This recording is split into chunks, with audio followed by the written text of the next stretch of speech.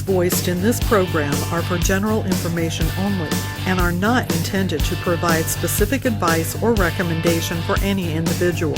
To determine which investments may be appropriate for you, consult with your attorney, accountant, financial advisor, or tax advisor prior to investing. Securities are offered through LPL Financial, member FINRA SIPC. Hi, I'm Dave Workman of Workman Associates. In the next 2 or 3 minutes, I'd like to make you a better investor. My previous video blog was concerning about the documents of having an estate plan in place for your diminished cognitive capacity and or your demise. I want to talk about 2 of them today, a will and a revocable living trust.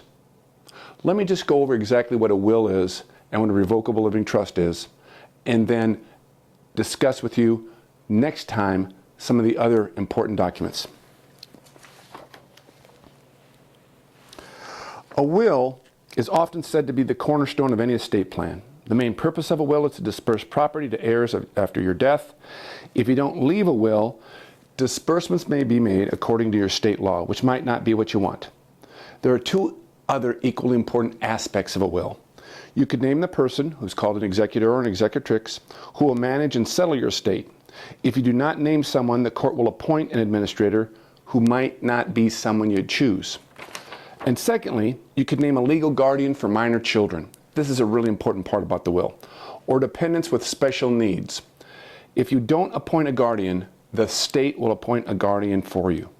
Keep in mind that a will is a legal document, and the courts are very reluctant to overturn any provisions within it.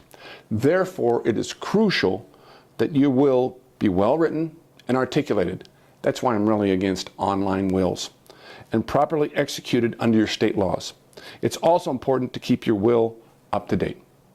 Now let me also talk to you about what's called a living trust. A living trust, also known as revocable or inter vivos trust, is a separate legal entity you create to own property, such as your home or your investments. The trust is called a living trust because it's meant to function while you're alive. You control the property in the trust, and whenever you wish, you can change the trust terms, transfer property in and out, or end the trust altogether. Now we have a document here that we can send to you if you'd like. Just contact Sharon at sharonmusselman@lpl.com or 574-722-4222 and ask for key estate planning documents need. And we can either email you or mail you. I'm Dave Workman from Workman Associates. I look forward to talking to you next week about power of attorneys, healthcare power of attorneys, and living wills.